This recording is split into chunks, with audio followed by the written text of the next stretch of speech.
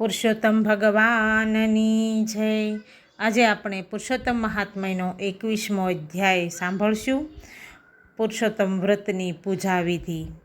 તો મહર્ષિ વાલ્મીકી પોતાના શ્રીમુખે કહી રહ્યા છે કે હે રાજન, મેં તને પુરુષોત્તમ વ્રતની વિધિ મહાત્મ્ય જણાવ્યા, હવે તું એની પૂજા વિધિ સાંભળ।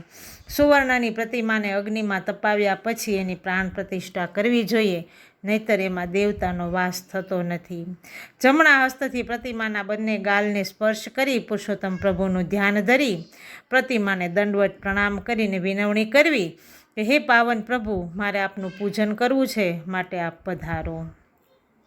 ત્યારબાદ પ્રભુને આસન આપવું, જળની આચમની મૂકવી અને સ્તુતિ કરતાં કહેવું કે હે પ્રભુ, ગંગા યમુનાનું પવિત્ર જળ આપને સમર્પું છું।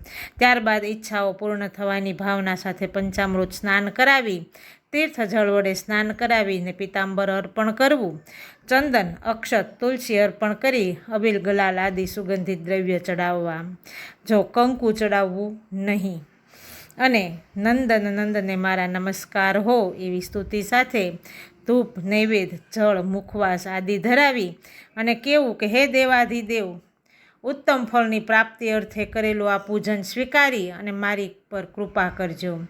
ત્યારબાદ યથાશક્તિ દક્ષિણા મૂકી અને આરતી ઉતારવી, પ્રદક્ષિણા કરવી, મંત્ર પુષ્પાંજલિ અર્પિત કરી પ્રણામ સહ પ્રાર્થના કરવી। મંત્રહીનમ ક્રિયાહીનમ ભક્તિહીનમ સુરેશ્વર યત પૂજિતમ મયા દેવ પરિપૂર્ણ તદસ્તુ મે। હે પ્રભુ, આ અજ્ઞાની જીવ વડે આપની પૂજામાં કંઈ ક્ષતિ રહી ગઈ હોય તો મારા ભક્તિભાવપૂર્વક પૂજનથી એને પૂર્ણ માની લેજો। આ પ્રકારે પૂજા કરનાર જીવ સંસારના સકળ સુખ ભોગવે અને તેનો વૈકુંઠમાં વાસ થાય। આ સાથે અહીં 21મો અધ્યાય સમાપ્ત થાય છે। પુરુષોત્તમ ભગવાનની જય। જો તમને મારી વાર્તા સારી લાગતી હોય તો મારી ચેનલને સબસ્ક્રાઈબ કરો અને શેર કરો, લાઈક કરો, કમેન્ટ કરો।